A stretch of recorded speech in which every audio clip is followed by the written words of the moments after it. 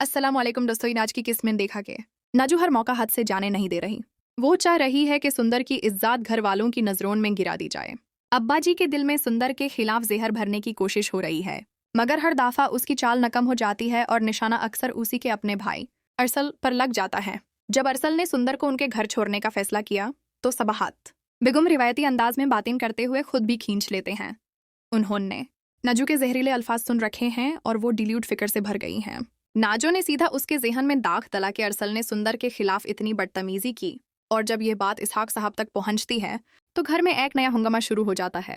अरसल सोचता है कि मैंने कोई बुरा ही किया है, लेकिन सच्चाई यह है कि सुंदर ने चुप रहना बेहतर समझा। वो अपने घर वालों की इज्जत खराब नहीं करना चाहती। अब्बाजी पर अब जुल्म का इल्जाम लगता है और अरसल को अंदाजा ही नहीं होता कि इतनी छोटी सी बात इतनी बड़ी लड़ाई क्यों बन गई। उमर अरसल से नर्क होता है कि तुम अपनी अम्मी से किस अंदाज में बात कर सकते हो। अरसल गुस्से में चिढ़ जाता है और वहां से निकाल जाता है, लगा के हद हो गई।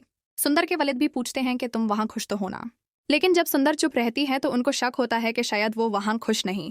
शाजिया बेगम ने भी खुल के कहा, तुम तो अपने अब्बा के घर जाके बहू बनकर जाने की ख्वाहिश करती थी, तो फिर कहां वो खुशी नजर नहीं आई। सुंदर की आंखों में आंसू आ जाते हैं। वो अपनी माँ को सच बोलकर उनकी जिंदगी में परेशानी नहीं बनाना चाहती। और फिर नाजू अपना एक और खेल शुरू करती है। वो अपने चाचा को कॉल करके सब कुछ बता देती है। कह देती है कि सुंदर गुस्से में वापस आ गई है। चाचा से दरख्वास्त करती है कि इस बात को किसी को मत बताना, मगर जमल साहब इतने शदीद गुस्से में आ जाते हैं कि फौरन अपने भाई के घर पहुंच जाते हैं कि मेरी बेटी के साथ ऐसा कैसे हो सकता है। उनका गुस्सा इस कदर भारी हो जाता है कि वो कहते हैं, अगर तुम इस घर में मेरी बेटी की इज्जत नहीं कर सकते तो मैं यूज वापस नहीं भेजूंगा। सबाहत बेगम फिर से हुलचुल मचा देती हैं, मैंने कहा था ना, तुम्हारी लाडली को ऐसे किसी ने छेड़ना चाहिए था। लेकिन दोनों घर के बीच इसहाक साहब सबाहत को चुप करने की कोशिश करते हैं कि कम अज कम अब शांत रहो, मुझे पहले से ही इतना तकलीफ है। वो कहते हैं कि सुंदर ऐसा कुछ करने वाली ही नहीं।